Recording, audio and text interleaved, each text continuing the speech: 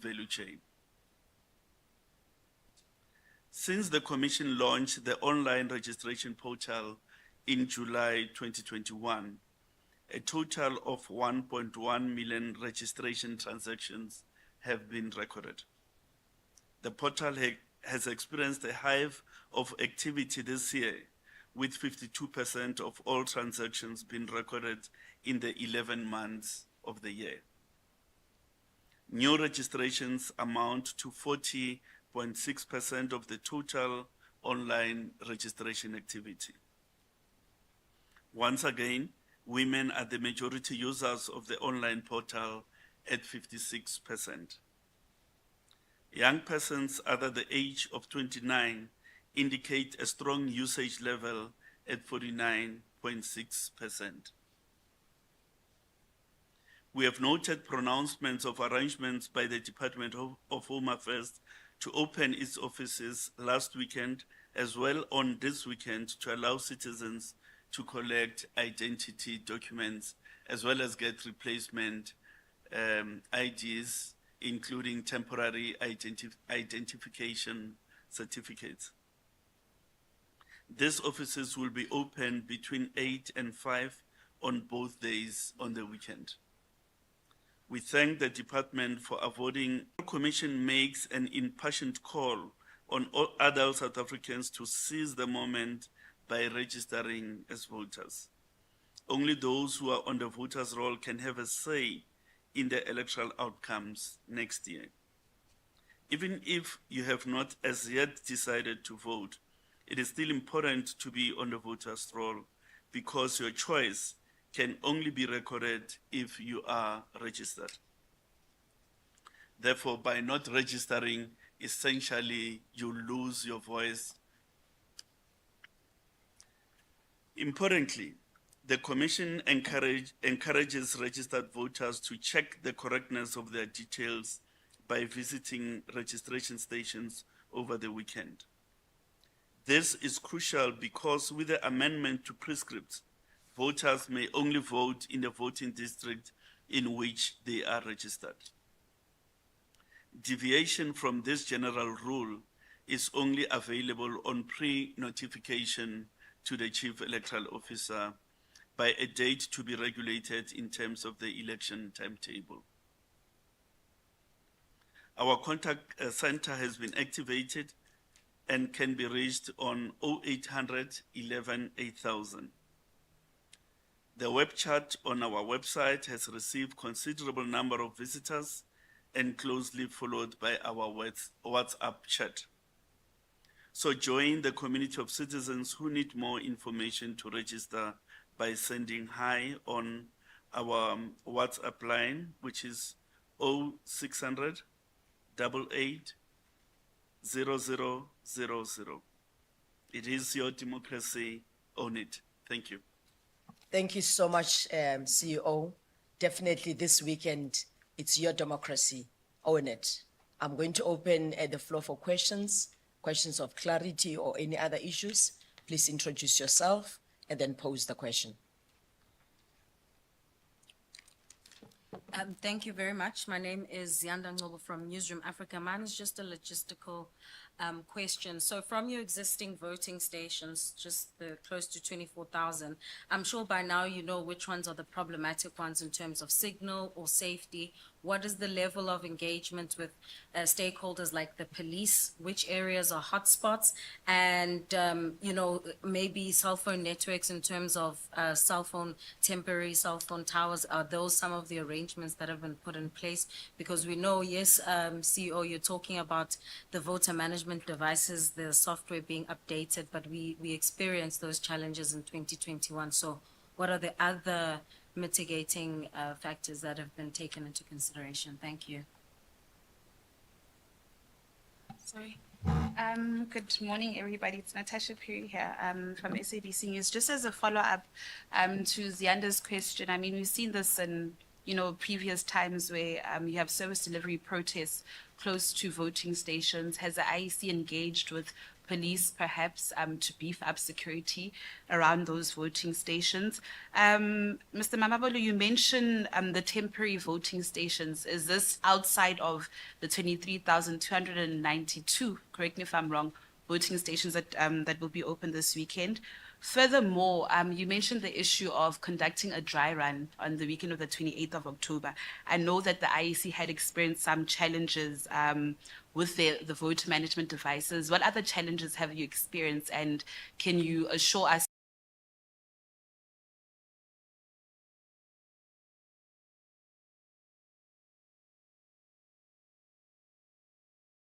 the issue of load shedding? Do you think that will be, you know, an issue for the IEC? Have there been contingency measures put in place, like getting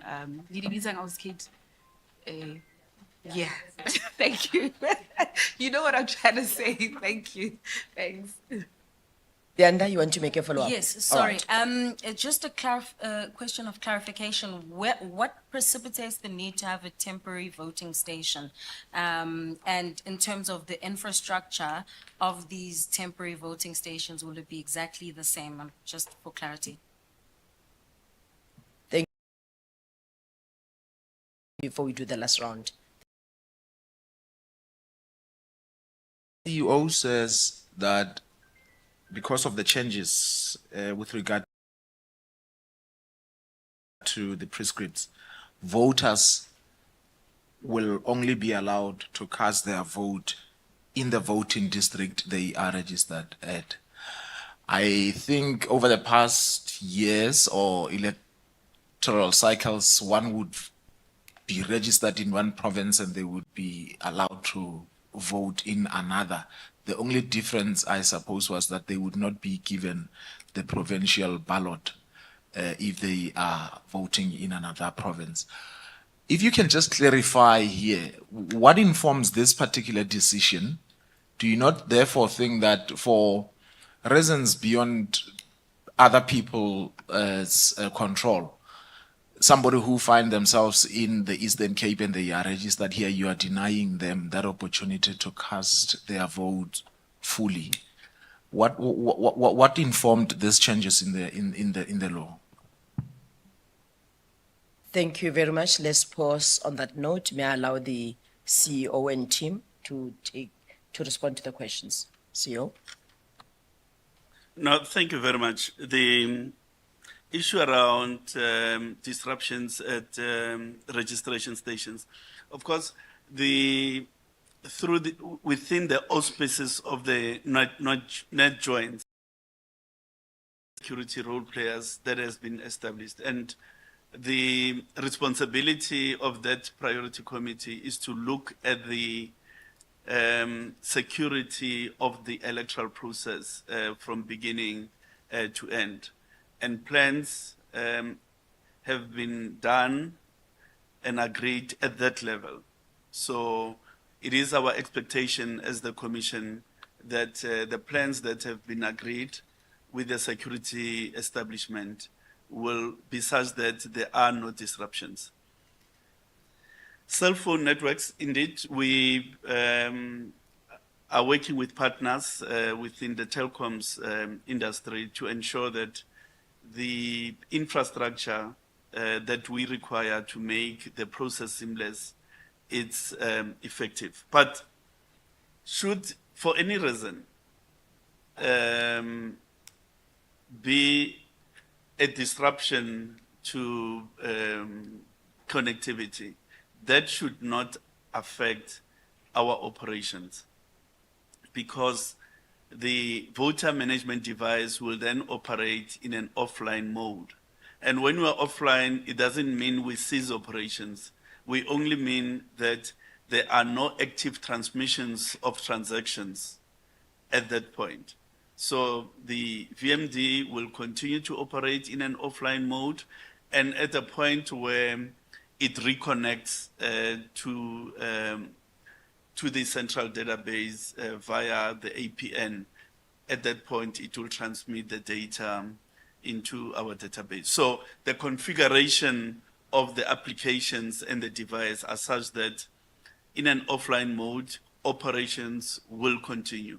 no one has to wait at the station because the VMD is operating offline.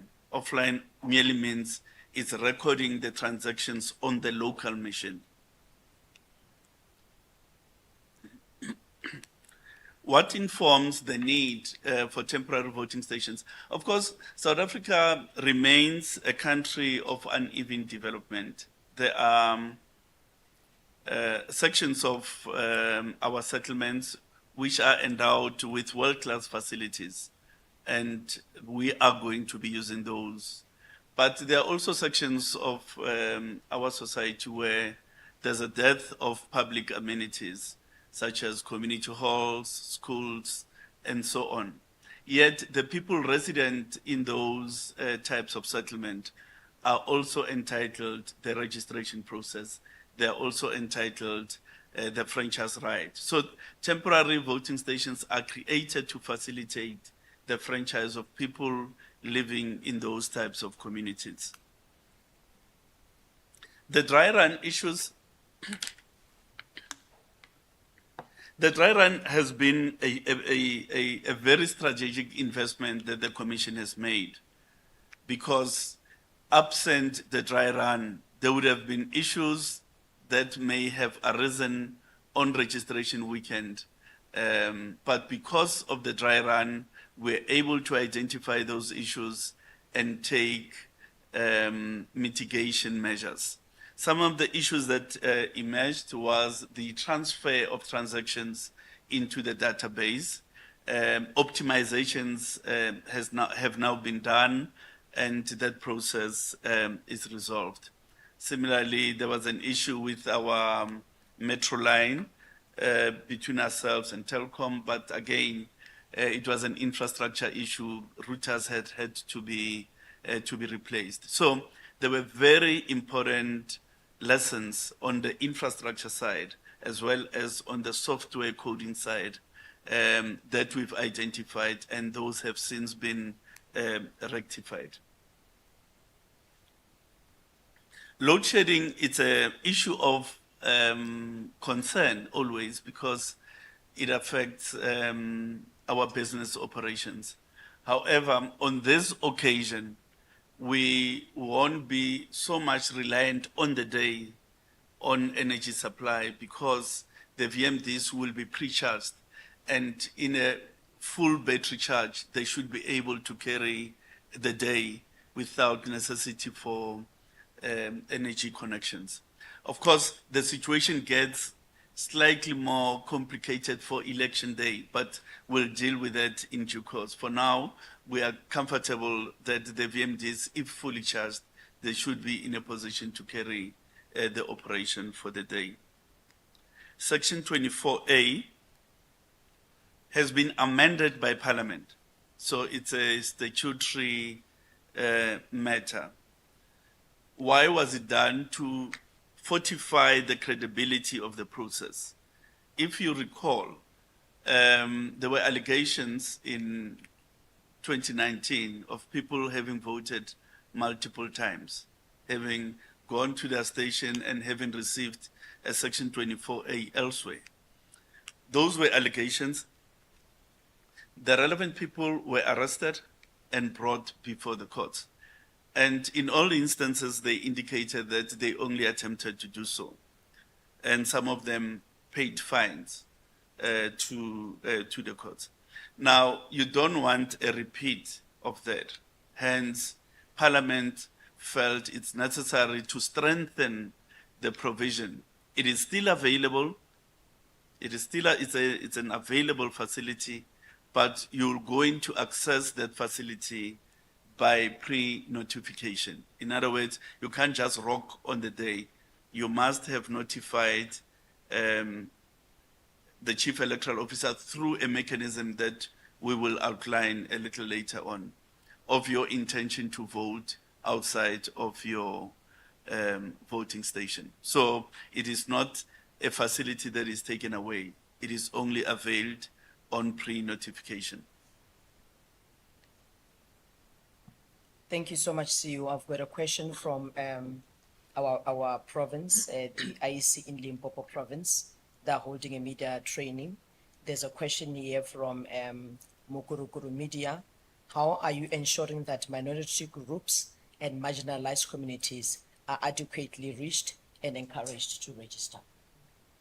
Yes, we have over 4,000 democracy education facilitators on the ground in all municipalities. Part of their responsibility is to engage with all communities through community workshops. And they are currently involved in a myriad of sessions with the marginalized groups, with women groups, with youth groups, and so on. So, and their task is to ensure that people are given the information they need to enable them to participate in the registration process and eventually in the election itself later on next year. Thank you so much, CEO. The other one from the Eyewitness News, Tabiso Goba, is asking, can the commissioner please respond to accusations from the EFF and ATM that the IEC usually hires staff from SATU? Well, the IEC has no policy to hire members of SATU. No such policy exists in the IEC. What the IEC has instead done, it has elaborated and agreed a recruitment and selection criteria with political parties. Now, the party that you mentioned has been part of those discussions, and that agreement has been reached. Now, beyond the availability and the agreement on the recruitment and selection criteria, all staff who will be working at the voting station this weekend have been taken to local party liaison committees so that if any party has a grievance against any person on those lists, they could raise an objection. And if a meritorious objection is raised, those people are removed. So that's really how open and transparent the recruitment process has been. That's one side of the equation. There's also a need to maintain a modicum of management experience within the ages of a voting station, because you can't just have unemployed people in a voting station with no management experience. In as much as you can't only have people with management experience. So it's neither this or this. It's actually finding a judicious balance between people with appropriate management skills and experience on the one hand, as well as giving opportunities for young people to gain experience. And the selection and recruitment criteria addresses that, or attempts to find that balance between those two imperatives. Thank you very much, CEO. Let me take the last round of questions before we close. Let me start with Busi and then proceed to the other colleagues. Introduce yourself and then pose the question. Thank you very much. Can you hear me? Busi Chimambe from the SABC. I think you've touched a little bit on what I wanted to ask. I wanted to find out what are some of the conversations that are being had in the party liaison committee. You have touched on the whole issue in terms of SADTU, but what are the broader issues that you are also talking about? Because you're talking about the fact that you want more people to register, and on some level, political parties have a responsibility to make sure that also happens. That's my first question. My second question has to do with the embassies voting abroad. What we're seeing this weekend, is it going to be replicated across the globe in other countries? And the other thing is, we've had a lot of very unpredictable weather. In terms of the weather this weekend, are you prepared for any eventuality? Obviously, you can't predict the weather, but you have. Do you have any ways of contingency? Those are my questions. Is there any other question before we respond to that? My name is Norman Masungwini from City Press. You spoke about the the activities on the online registration portal. And now, in terms of based on what we have been doing and the expectations for this weekend, in terms of the attendance, obviously considering the weather and other elements, are you expecting, what is your expectation in terms of the numbers of people that can maybe turn out? And also, the other element of young voters, because it has always been a problem that you have young voters who have shown less interest in participating in the elections. Have you done enough to lure them to come and register this weekend? Maybe last question is this gonna be the only voters registration weekend, or you'll have another one? And how many do you hope to have before the elections? Thank you. Thank you very much. Yes, Stacey. From Kaya 959, CEO, in terms of when you launched the elections, you made it very clear that one of your mandates as the IEC is voter education. And I guess this just goes at the back of my colleague's question in terms of getting more young voters. What have the programs of the voter education process looked like so far? And are you happy with where you are right now with that? On that note, let me allow the CEO, I don't see any other hand. Let me allow the CEO to tackle the issues being raised. Thank you very much, CEO. Thank you. The conversations in the PLC really, perhaps we must provide the conceptual framework of what the PLC is. The PLC is a consultative body of political parties who bear representation in legislative assemblies. It's available at the national, provincial, and municipal level. Now, its role is not to make determinations about the electoral process. That is vested in the Commission. But the role of the PLC is to advise the Commission so that the Commission can take factors that the PLC raises into account when they finally make determinations. Now, the issues that are before the PLC include, amongst others, the recruitment and selection and recruitment criteria that I spoke about.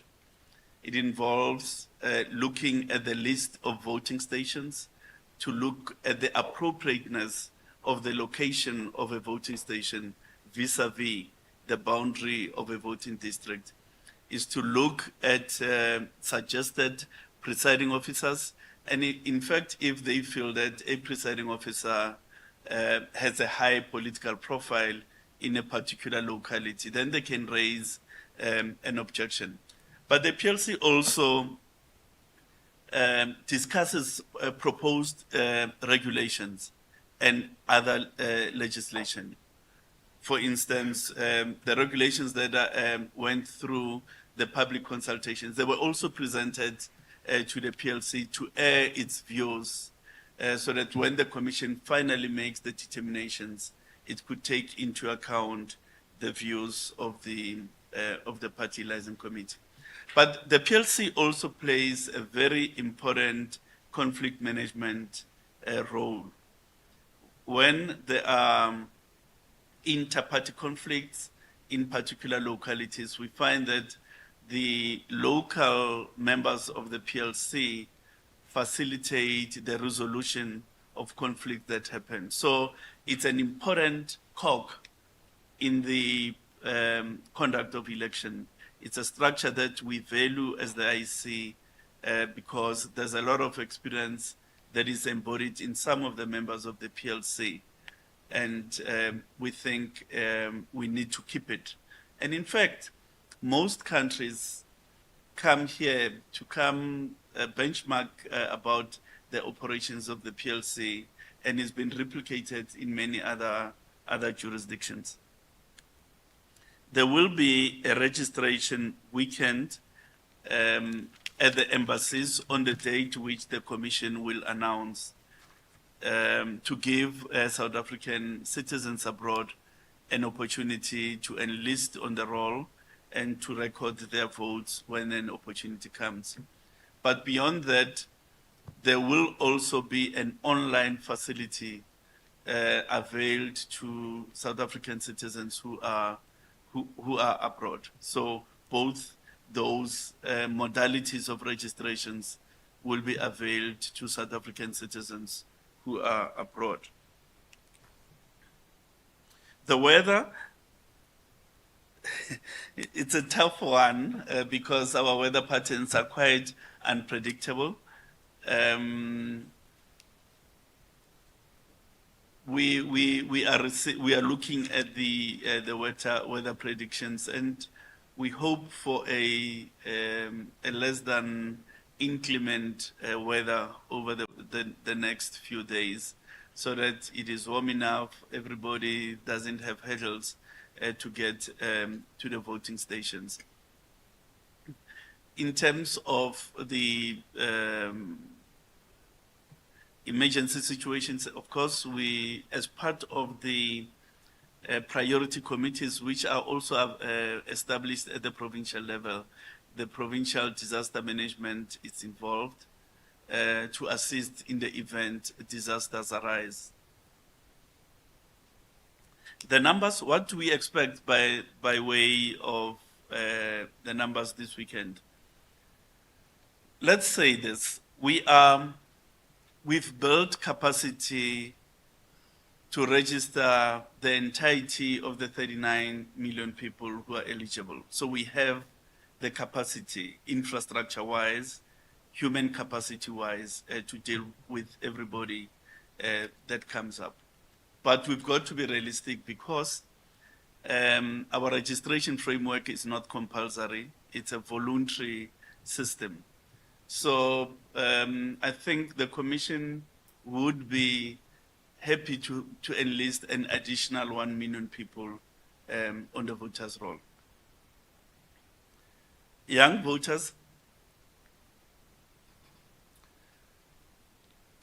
we have been working hard to use your words, to lure young people and enthuse them sufficiently to register to vote. Some of the activities that we've been engaged in include the Schools Democracy Week, where we went to schools in the month of April and subsequent weeks to engage with young persons within this formal schooling system on the need to register and really engaging them about civic and democracy education. We also had a program of visiting all universities, technicons, and TVET colleges, again, to engage young people with the civic and democracy education content and to register young people within those tertiary institutions. I indicated that we have close to 4,000 people on the ground, democracy education facilitators, who are also engaging with young persons. We've set up the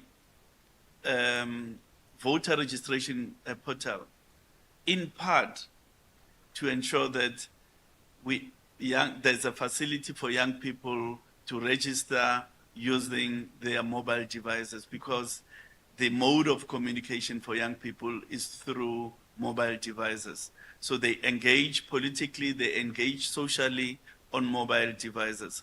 And therefore, there's a voter registration portal which is available on mobile devices, precisely because we wanted to create a modality close to what young people use for purposes of registration.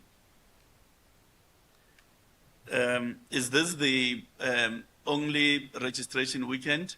The Commission has already announced that there will be another, yet our focus is to make this one as successful as it should be, because there's a huge public investment that the country is making, and it has to be a fruitful exercise. So I've got the last question from my online troopy here. How is the delay in the delivery of judgment affecting preparations?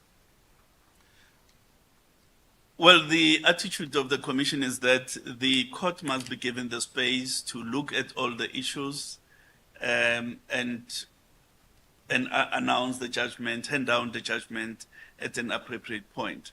But of course, the longer it takes, it creates a level of uncertainty in terms of the finalizing systems. For instance, the number of signatures, the module that we created for that purpose has to be finalized.